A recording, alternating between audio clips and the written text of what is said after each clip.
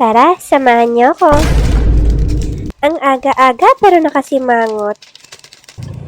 Mista pala kami dito kasi gustong-gusto ko talaga ng biko at kontsinta. Pag-uwi namin, naligo lang ako. Tapos, sinayos ko na itong mga damit na ipamimigay ko. Pamimigay ko nga pala to sa basurero. Wala naman kasi akong ibang pagbibigyan. Kaya naisipan ko sa basurero na lang. By the way, ito nga pala yung inayos ko na bed frame nung nakaraan. Inayos ko lang to kung saan ko siya ilpopwesto. Pagtapos niya, nilagay ko lang yan. Gandang-ganda talaga ako sa kama na yan.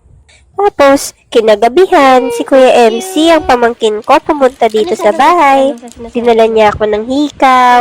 Lagi kasi ako nagpapabili nento. Kasi gustong-gusto ko to.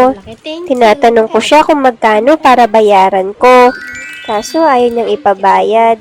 Kinagabihan, niyaya ko siya mag-food trip para naman masulit ang banding naming dalawa. Masulit din ang pagpunta niya sa bahay.